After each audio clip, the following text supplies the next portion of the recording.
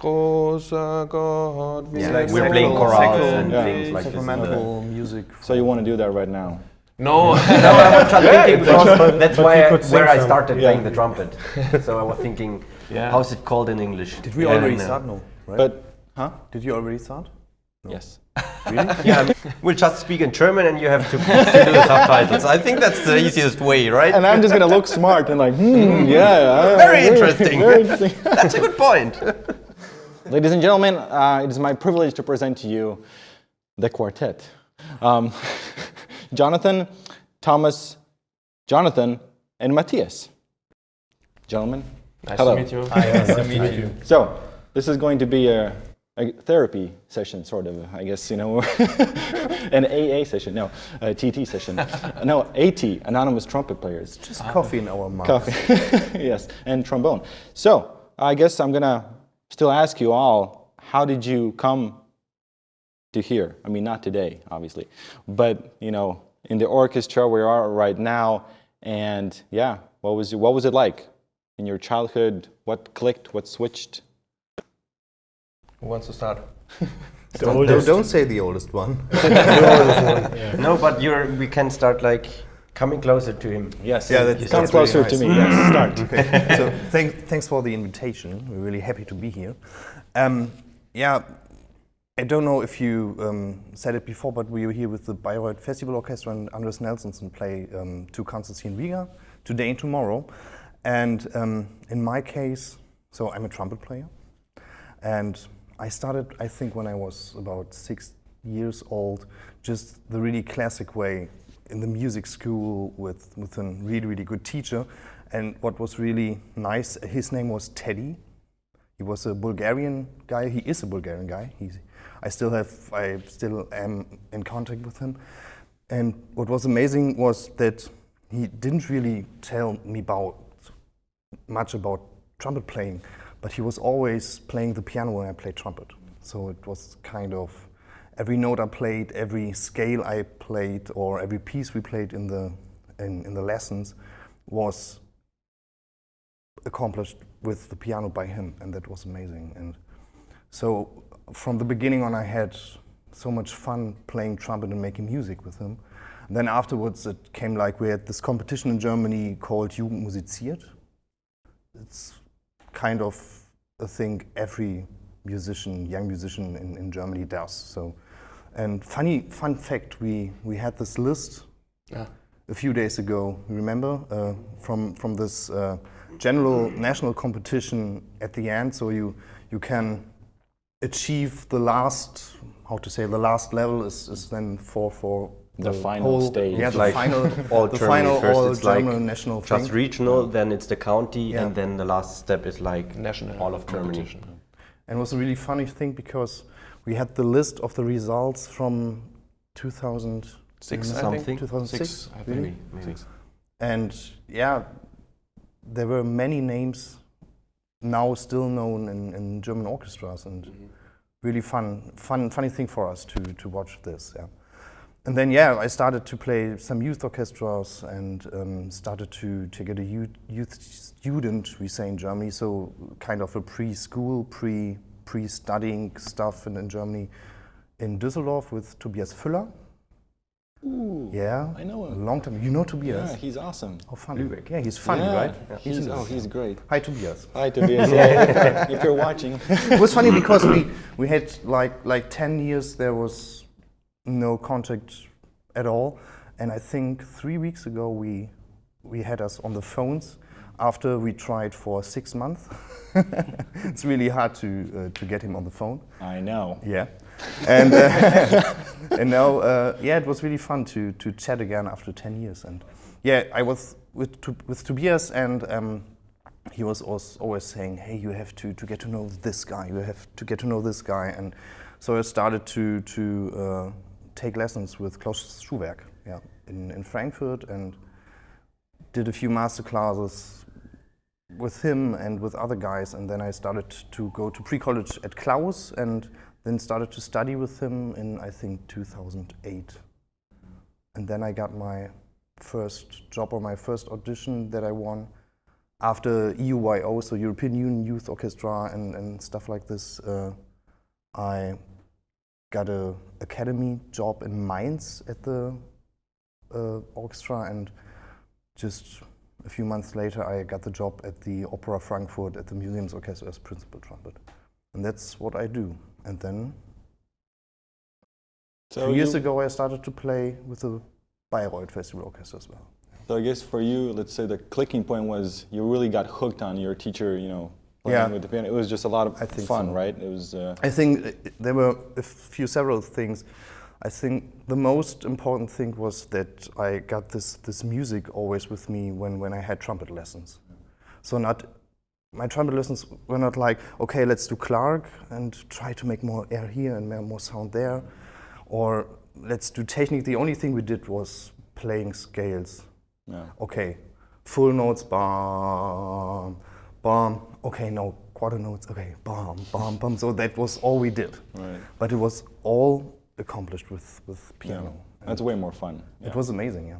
Yeah. And then, of course, when I got the time with Tobias, we had this trumpet quartet with 3 more youth students, and yeah, we did a lot of music and it was fun. And I think these 2 things were really important for me. Yeah. Awesome. Yeah. All right. Who's next? The youngest. The youngest. The oldest, the youngest. Yeah. All right. Let me take a sip. Yes, please. The sip of courage. No, I'm actually a trombonist. Yes, welcome to our meeting. Yes, you are accepted. But I'm excited because I play the trumpet now, the bass trumpet. And yeah, also my father is a jazz musician, jazz trombonist, and he plays in the WDR and big band.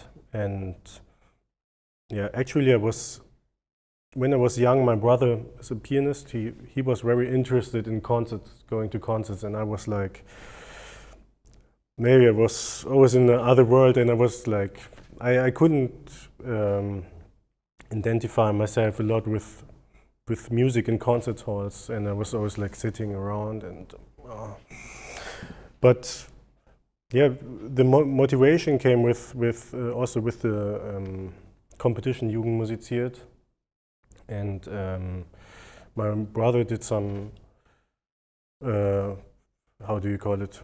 He played in the competition. Oh, competition. And yeah, and I was playing the euphonium a bit, like practicing like 10 minutes, and that was the first time when I saw my brother on stage. I was like, so yeah, for the trombone, it's only 10 minutes you need, guys. All right? the highest, yeah. That's the maximum. Like looking on the instrument the first time, and then Okay. Yeah. It's still there. If you look at it for 5 minutes and practice for 10, that. Yeah. It's still there. Okay. Yeah, it's still there. No, but no. No, it was like when I saw my brother on stage, I really enjoyed it a lot, and I thought, well, maybe I should practice a little bit more, and yeah, and the funny thing was that I learned the pieces, and when I got on stage, when the how do you call it, the when das Wertungsspiel. The actual. With the jury there. Yeah, there. when the competition started and I was on stage, I was like so nervous, and I couldn't remember what I played, but I really did quite well. So and then it went always like this, and I got also in the last final round, and I was quite successful. And then funnily when the study started, I was thinking about a lot of stuff, like how am I playing, and how's my embouchure. And when I decided to study music, and my father was pushing me a lot, he said, when you want to study, then you really have to practice. Don't just look at your instrument, you really have to practice. And the more I practiced it, the more I was thinking about what am I doing and how's my embouchure, and I have quite big lips. So, and when I was growing up, some stuff changed, and I really got in this phase that I was thinking a lot about my playing, and this was quite difficult for me because I saw I wanted to change my embouchure, and I saw some colleagues getting better than me, and I got a lot under pressure. But would you say that when you started practicing more, did you enjoy it more? Was it more fun for you when you realized that you can do more I things? really enjoyed when I started in the Musikhochschule. I really enjoyed going early in the morning and practicing like 2 hours, and then drinking a coffee, and then looking how much I can practice more, and then have a sleep, and then in the evening again. So, but yeah, there were auditions. I first was in Aachen, solo trombonist, and then I went to Dresden, and the funny thing is, no, I don't want to get too technically, but the funny thing was that when I decided not to focus on my techniques and just focusing doing music and singing in my head the phrases that I'm playing, stuff went much more well then, and yeah. And then how I got here was there was a call maybe 4 months ago, so not a long time. So I was very happy that I could play the bass trumpet then with these beautiful colleagues. That are older. But you have to say, I know I'm the oldest now, but we are a really young group. So Yeah. Yep. All right. You or me? It was Jonathan, now it's another guy, and then it's That's Jonathan. Jonathan. once Yeah, again. yeah. Okay. So I'm Thomas, and how I got to my instrument is my parents are very good musicians as well, or they are good musicians, and but not their main job. My mother was studying singing, and my father church music, organ, and but both of them played and made a lot of music. My father played the drums in a big band, and double bass, and trumpet, or actually all the brass instruments, and my mother guitar, flute, also piano, and now she plays tuba.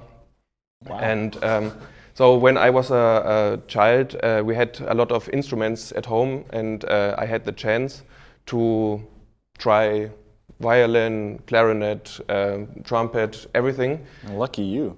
Yes, I was really lucky. Yeah, we had nice toys. Yeah, and somehow I stuck to trumpet, and I played in. As I said, my father was in the church, and he had a Posaunenchor, so we played chorale at a funeral or in the church. Yeah, and I was really small, 4 years, and I had this big trumpet, and tried, or maybe I pretended to play with them. So and when I grew up, I did a lot of sports actually, mainly swimming, but music and playing trumpet was always my hobby, my big hobby.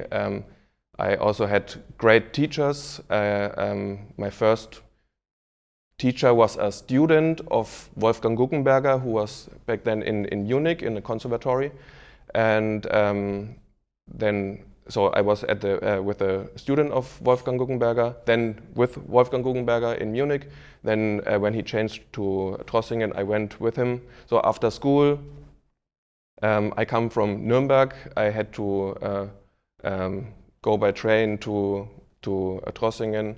It was tiring, and together with all the sports in the morning before school, training, swimming, then school, then training or maybe practicing. So I was really busy.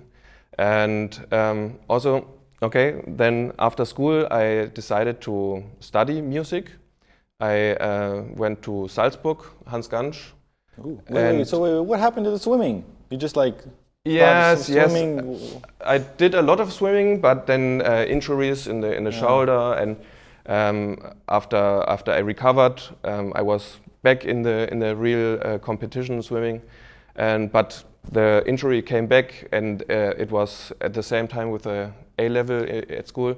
So I said, okay, what can I do after school? So do you think when you were swimming and also playing, do you think that helped you in terms of breathing maybe? Yes. Or like, Yes. did you feel that? I had a big lung maybe, and my general constitution, body awareness and stuff, I think, and also with a mental thing now, because back then when I was a swimmer, I had also prepare for a competition and focus and or actively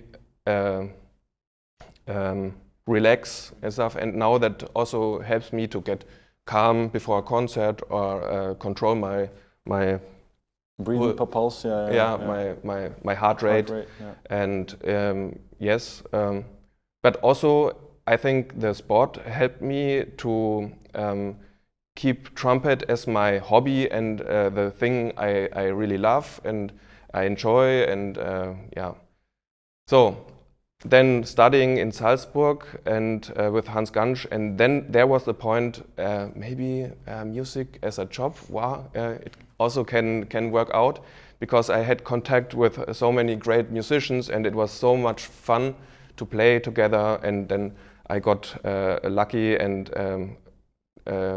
got in the Karien Academy, the academy for Berlin Philharmonics. And of course then with the great conductors and the great musicians on stage, and it was great. So then I got also in contact with Martin Wagemann, you already know. Hi Martin, and congratulations on you know what.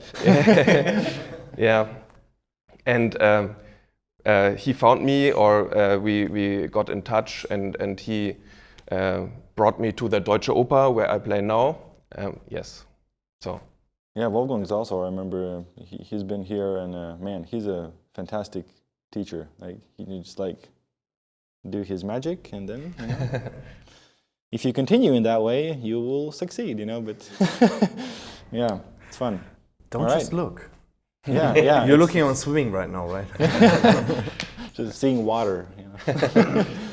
Yeah, but because you asked Matthias before, when was the clicking moment? I think then studying in Salzburg and meeting meeting Hans and meeting so many great musicians, then I that inspired realized, you, kind of. Yeah. Yes. Awesome. Great. Well, back to Jonathan. Back to Jonathan. Yeah. I'm Jonathan. I play in Leipzig in the Gewandhaus Orchestra, and I started with 5 or 6 years in the Posaunenchor, what said Thomas earlier, and it's like a brass choir. We play in the church, we play the chorals, we play in funerals, things like this. And my parents also played there. They play the French horn, my father and my mother, but not professional. They're just amateur players. And so it was like, I didn't really think about it. It was normal to play in the brass choir there. So I played there, and I chose the trumpet because trumpet always plays the melody. It's the easiest thing, because the melody you already know, because you always sing exactly. it. So you have to practice a bit less. You don't even have to clever to look the instrument. You know the line and just play. Yep. So I played the trumpet there in the brass choir, and I enjoyed it a lot. Of course, you never play alone. You always play in the choir, and you have the music there. With some other people who don't play the melody. So you feel a bit superior. Yes. Again, a good ego boost. Yeah. Of course. With 6 years. Yeah. Yeah, and then it was like a dream for me to become a professional trumpet player one day. So, and then I started practicing a bit more. It was never like really working. It was just like having fun playing the trumpet, practicing the trumpet. It was never like you have to practice more, you have to do this. No, it was just practice the pieces we played in the brass choir or having some scales, and just without really knowing the notes in the beginning, just play like the fingerings. They put the fingerings there and then you play like the fingerings without thinking much. So it was nice. And then I went to the music school with Markus Klein. He's now the assistant of Reinhold Friedrich in Karlsruhe. And I studied with him there. And then I went to pre-college in Stuttgart with Wolfgang Bauer. And then to study in the conservatory or the college, I went to Reinhold Friedrich in Karlsruhe. And then I studied there. And of course, in the same time, always like accompanying the studies, the individual studies with playing in youth orchestras, like said Matthias before, in the youth orchestra of the county, then the youth orchestra of Germany, and later in the Gustav Mahler Jugendorchester. It's like from all Europe. And then I got the job in Leipzig in the Gewandhaus Orchestra, and I'm still there. And now that's it? I'm pretty happy, yeah. Yeah, and that's how I came here, actually, in the festival orchestra. Normally, in the orchestra, in the trumpet section, is playing my colleague Lukas Beno. But Hi, Lukas. Hi, Lukas. Congratulations to you know what. No, his son starts school this week, so he couldn't do the tour because he wanted to be there, of course. Right. And so he asked me to play for him. So that's why I'm here. So, a nice guy. Yeah, very nice guy. Hi, Lukas. Nee, ehrlich jetzt, wirklich. What would you say, I mean, this is a question to all of you guys, is, I guess, the mental thing that you would recommend for people, you know, for maybe who are struggling, or, because I feel like in my own playing, it's like, it's going like this, you know, I should show it like this. But I guess the main idea is that it can go like this, but it should be kind of an upward thing. So even when you're at your lowest, you're still kind of, you know, going up in a good level. So, you know, when did you maybe start? At what age did you realize that it's important, or did you ever have a struggle with that? Or, well, I guess you kind of blacked out. But yeah, and then how I still do. Yeah.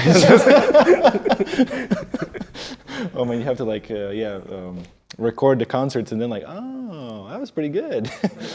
So yeah, what helps you, or do you even think about it? You know, people are very different, and a lot of I don't know what you're people talking about. Yeah, see, there you go. All right, next.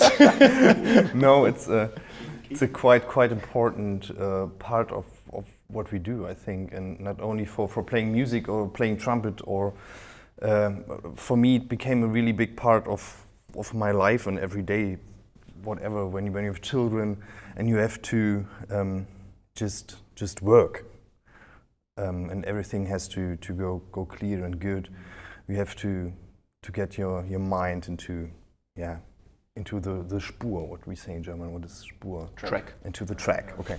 Now, in my case, it was it came into my life, or my all-day life, when I studied with Klaus Schuhwerk in Frankfurt. He was always trying to get people into our daily life who showed us how to deal with the mental struggle, for example, when we do auditions, and how to get better than the others, or how to stay more stable than others do, and how to prepare for auditions, how to practice for auditions as well. And so we really got trainers for mental stuff that came for 5-6 times in the semester to work with us. And then there's one guy in Germany, I don't know if he's known also here in Latvia, or his name was Michael Bohne. And he's kind of a famous guy for mental stuff, not only for musicians. And He's from Hanover, right? I think he's from Hanover, yeah. Yep. And he was he really impressed me, because he was from his stature and from his behavior and how he was kind of the good, great father, and now I'm calm when I see you, and he showed us a lot of this clipping things, you know these? Oh, yeah. Yeah, the Klopfakupressur. And so there were many techniques shown to us which really helped me. And now, I think you were talking about what do you do when you have less good days and more good days. Like, and I was really young. I think we all were really young when we started our jobs in the orchestras. And what after the last 12 years really gets better in my case is that I can rely on that on my baddest day I can play my stuff. It's not always fun, and I don't really enjoy it every day, but there's the level I can hold, and it's fine. I can play my notes, and of course then there are days where I just enjoy playing music and enjoy playing the trumpet and do what I have to do, and it's fine and I love it. I think the most important thing for my mental health or mental preparation is to be prepared when I go on stage. So to know I can play the stuff and I practiced it and it's fine and I can do it. So that's half of the rent for me. Right. So you're just not like, well, it might happen, might not. that doesn't work in my... Yeah. And I'm not really this guy of a worker and of somebody who loves to practice. Because you love your free time as well, right? So you want to be optimal with your practicing. I need my free time to get in a mental shape that helps me to do the stuff I have to do in the shows in the evening or in nights. So I think when you practice really concentrated and practice not too much, but really in a good quality. It's important for my mental health. And of course, all these techniques helped me so much. I did a lot of yoga and all this stuff. Now in these times, I don't need them so much because my constitution in general, because I did all the things before, is so well for me that I know when something's going up this way and I have to, then I know what I can do. So I think I always know what I have to do and I know what's going on when something's not going so well. Yeah, and it's that important to have the tools because then you can know, okay, I can use this now to fix myself in this way and this and this. And I think having tools is also something that helps me in my practicing. So tools is one word and imagination of everything you want to do. Yeah. Awesome, good answer. I like that. Thank you. I know. Should we Keep the okay. You want The circle of trust. Okay. Soll ich dann einfach reden? Wait, I have to. Okay, I switch on blackout again. So I think that's a very good answer. That was a blackout, by the way. That just happened. All right. You have to show him the video afterwards. So Yeah. What was I saying? Where am I? Can I say one thing? What is really amazing before you answer? The amazing thing dealing with the mental stuff is this tour because Jonathan came without any rehearsal for this tour, and we played the first concert in Cologne, right? Yeah. And it was like we were playing first act of Walküre for principal trumpet. Yeah, I mean, okay. The few bars are maybe a little Exposed, maybe.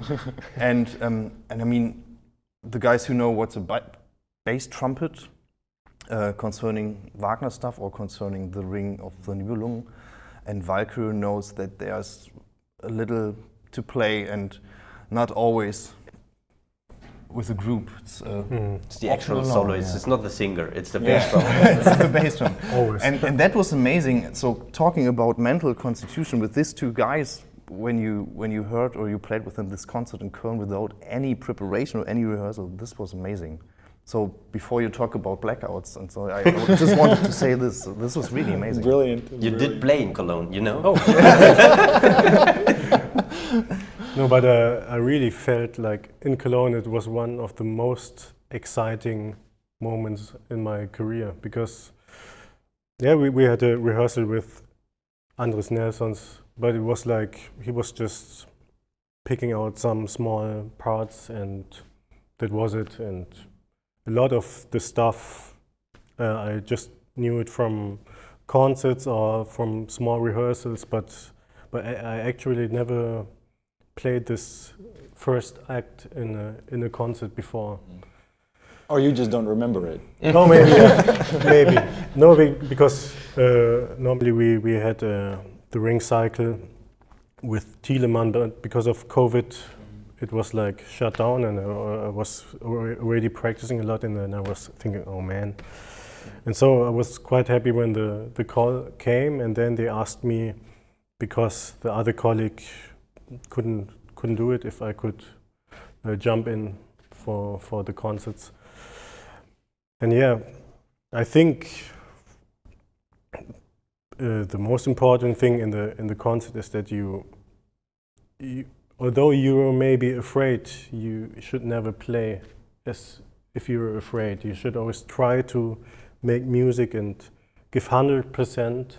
And if you fail, it's like, yeah, happened people before, you know. It's nothing. You don't kill somebody, or the whole audience is like, oh no, you know. It's like it happens, It's you know. flesh and blood, Yeah. everybody. No machines. Yeah, and I think Yeah. that's a good point, where just because if you're gonna be afraid and try, you're most likely not to succeed. But if you just go with confidence that, yeah, I got this, then it's a much bigger percentage that I mean, obviously you have to be prepared, you know. Like Yeah, Yeah, that's it. yeah, you have to be prepared. I think there's no trying, because it's too honest, the trumpet. I mean, you have the bell there. It's like speaking to a person. I can try to make a sound, but then it won't sound. Right. So you make the sound or don't. You can't hide anyway. No. So. Yeah, and it's also the like the stuff like intonation. You know, it's like I practiced a lot of bass trumpet, and I also did it with the recordings and also with the orchestra a bit. But you know, now there was COVID, 1.5 years, no playing of bass trumpet in the orchestra, and the biggest problem was my intonation, because it's a really sensible instrument. And yeah, but if you really sing in your head, and you when you sing, you directly hear when something doesn't work, and when you can sing the excerpts, they normally, and you can sing it in your brain when you're playing, then normally the intonation also goes well, much more well than when you're thinking, oh, I'm too flat, and you know. And yeah, I think such situations are also, you need training.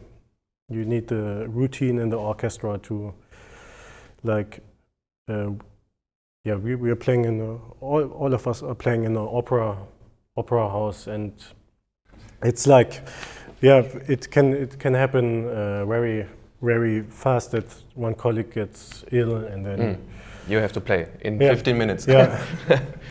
And yeah, then you have a new conductor, and you play a piece you have never played before, or just maybe had 2 rehearsals, and then yeah, it's like training. And also in my career with the Staatskapelle, I also had 2 or 3 situations like where one colleague got ill, and then I had to play Brahms first in the concert in the Berlin Philharmonie, without any rehearsal, without playing. I just knew the excerpt, and yeah, there was one blackout moment. Only one. But really, I was like, there was worse than one. Also with Thielemann, and in Tokyo, I got a really bad cold before the last concert, and then we had Rheinische, and it's like the life of a trombonist is like sitting, waiting, and then playing something quite important in a choir. It's like, yeah, and yeah, the same. I was just like, you know, try to give your best 100%, and then you have to. Then it will work most of the times, and yeah.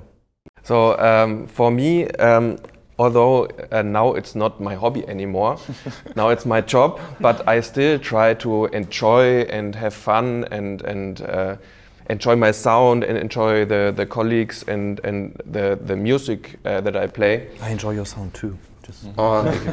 Me too. Me too. Oh, okay. Thank you. What do you want to drink? No, but yes, I really try to enjoy every second and to be able to enjoy the evening and maybe a stressful day and a stressful concert. I have to prepare myself really well with basics and with my skills to sharpen my tools, so to speak.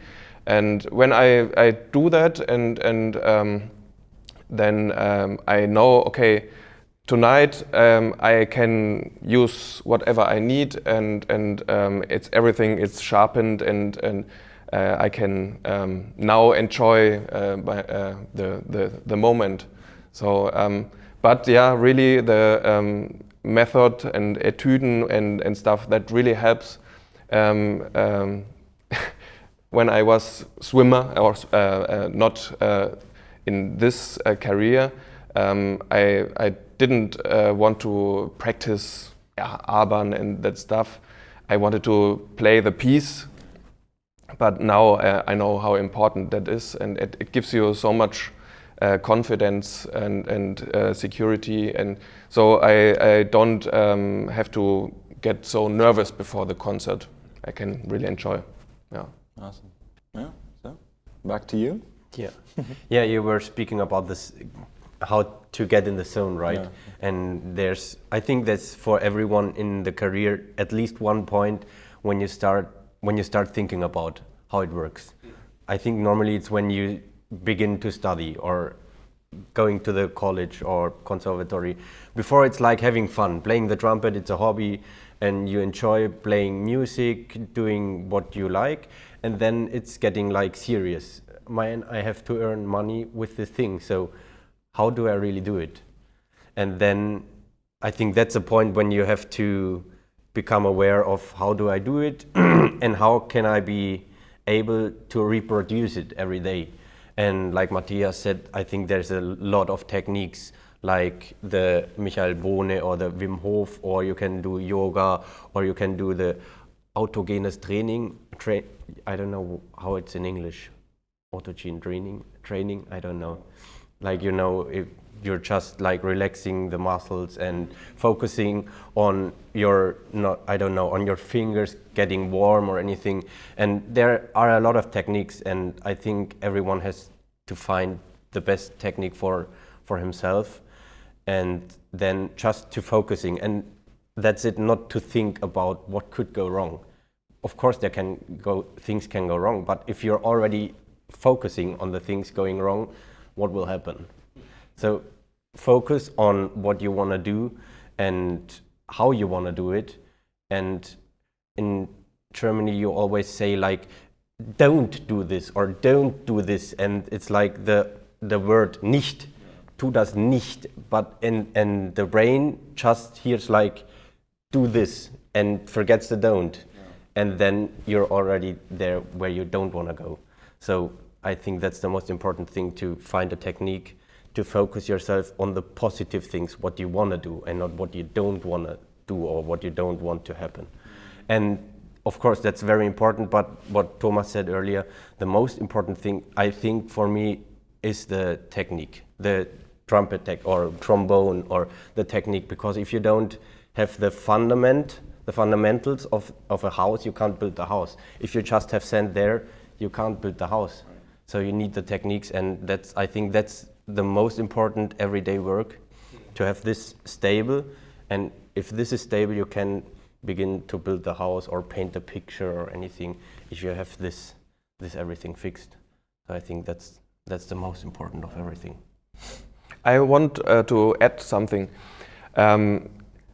For me, it's important to know the colleagues and the trumpet section, and also maybe in the whole orchestra know some people, and because when then there is the moment you have to play and you have to perform, you know you have friends and you have people around that's nice, and you can also make a better connection playing when you know the people.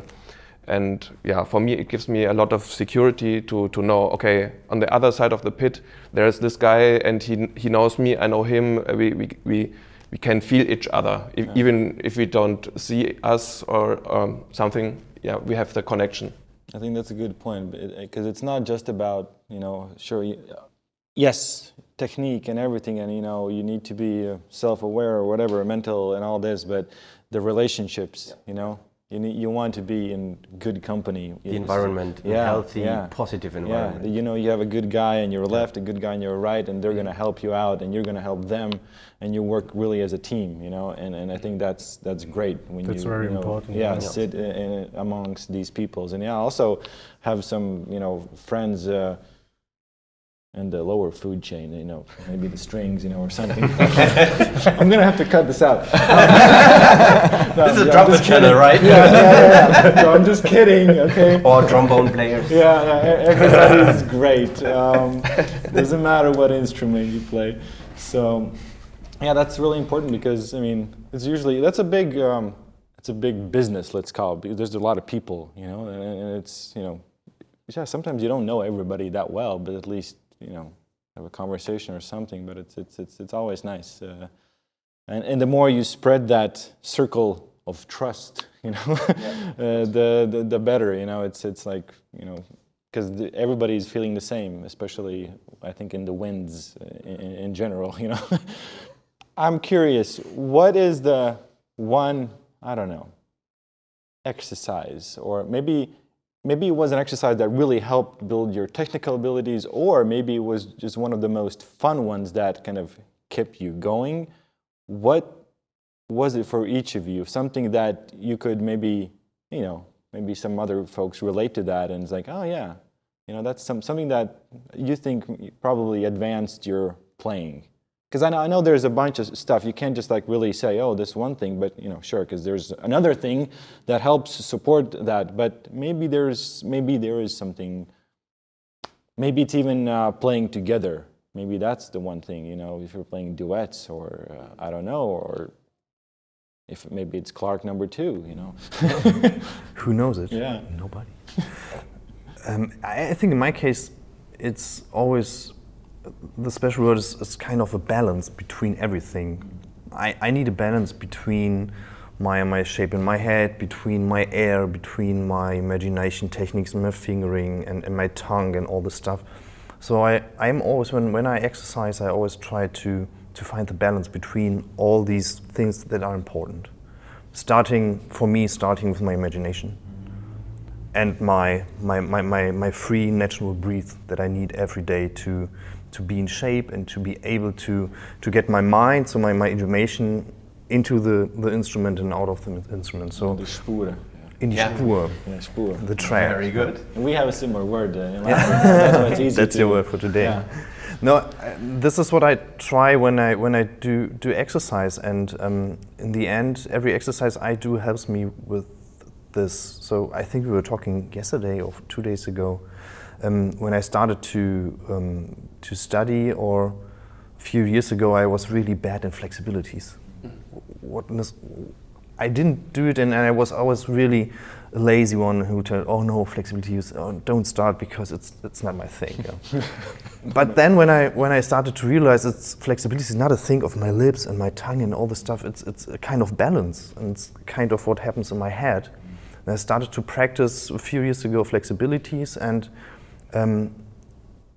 it worked really well, because the balance in my head was working, and then the flexibilities work. So for the last 7-8 years, I think in my case, all kind of flexibilities helped me to get to the next level or the next step.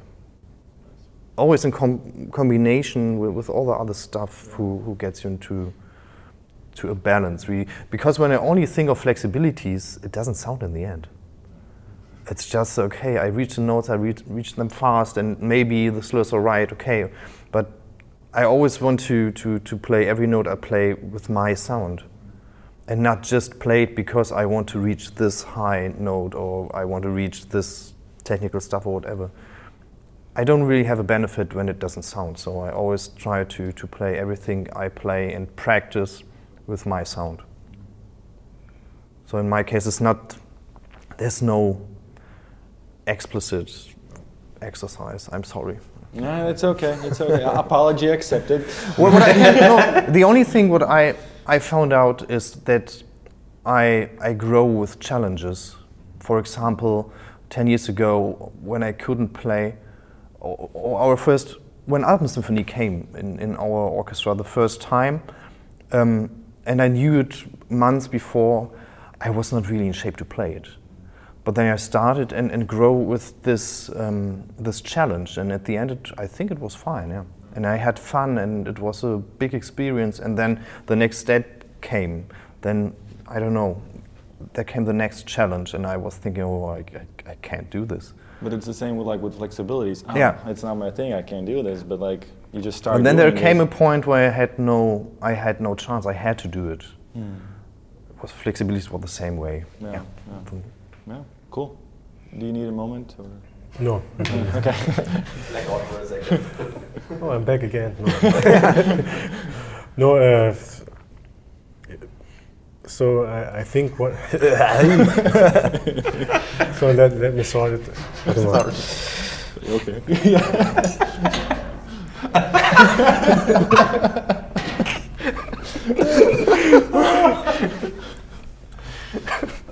No, of course, I think the most important. Sorry. It's gonna be a long video. Oh, this is all staying. This is gold. I mean. Yes, welcome back. It's okay. Welcome back. Hello. I think the most important exercise that you can do is playing a lot of scales and like ladders, tone ladders, up and down, because in also minor and major, and because I think every piece and every excerpt or every music is built up on scales, you know, and also all the difficult excerpts are like they're in one. You can build it up with all these exercises, you know, and I think to get very safe in playing is to play a lot of scales every day, and I think it's one of the most important stuff. And I also only knew all the very good musicians I know are like practicing, trombonists are practicing like scales like crazy and have it in their head, you know. But yeah, the rest is also like Matthias said, also it's like only one part. When you say have the scales in your head, as if you would normally play them, from sheet. Yeah, only it's good to major, memorize. I think B major and C major. Only the two. Only Okay. All right. All the scales. Yeah. all the two scales you need. The rest you play from music. Oh my goodness. Okay. Yeah, my two things are breathing. Control the breathing and the quality of breathing. It helps you with heart rate and also with playing, not to have too fast of air and not too little, not too much, but how to control the amount and the quality of breathing and air. And the other thing for me, always or try to also practice in a good acoustic from time to time, not only in your small room and to be only with you and the next half meter, but sometimes play where it sounds great and you can enjoy again the sound and the natural reverb just of the room. Yes. And how it feels. Yeah. From time to time, it's not always possible, of course, but yeah. Mm-hmm. Good. Yeah, I think it's very hard to pick one exercise, like Matthias said, because Sure. in the end it's a balance of a lot of things. It was And just also- wishful thinking from my side. I would just maybe there is No, of the course. secret. Yeah, and of course what you said, also the playing together, so you'd never lose the fun. First of all, the fun in playing, and not just it's work, I have to study. No, it's fun making music with other people together. But if I would have to pick one thing, maybe that's too cliche, but I would say long notes. because in the end everything is a variation about a long note. Because if the long note means the air stops, there's no music for brass players. So maybe it's very cliche, but I would say that's the fundamental. We once were in Boston, and I was speaking with the tuba player from Boston Symphony about these things, and I was talking about basics, and every time he stopped me and told me, don't say basics, it's fundamentals. Yeah. And yeah, that's so maybe if I had to pick one, it would be long notes. Okay. Sorry. No, that's good, but I think you're saying sorry because long notes have such a bad kind of rap, because people, I mean, you can play long notes, but there is a way usually how you should, play them to make them efficient. And if it's just a long note, then it really does nothing. So that's why I think many people have played them and just like, this is, shit. I have to do it. So yeah, I have let's to do it. I'm and just then gonna go on. play it, but there's Yeah, no it's true. benefit to it except for holding your instrument and maybe looking at it, But yeah, I think long notes are very, very underrated, I guess. But yeah, it's like a long notes. Oh no. Yeah. Yeah. You know the comic with Batman. Oh yeah. Maybe I have to get a new mouthpiece. Long notes. Oh man, a friend of mine from the States, William, hi, you better be watching this. He just sent me, and you might have heard and seen this. I think Dizzy said about the good and the bad days. There's a good day when you win, and there's the bad day when the trumpet wins, and it just keeps going like that. In the end, you die, and the trumpet wins. So, at the end, but yeah. I don't think it doesn't have to be a struggle, it's just like you said. It shouldn't be. Your fundamentals, you work on, your stuff, and then it's fun. You can enjoy it, and it's great to be around good people playing good music, and life is good. So I'm gonna thank you, gentlemen. Thank you for the having opportunity. us. Thank you for It was inviting my me. absolute pleasure to have this session, this seance, with a few blackouts, but it was good. It was Some really more good. coffee, please. Absolutely. A mug full of coffee. All right. Thanks, guys, and Thank you. see you in the next sometime. Bye. Bye. Thank you. Bye.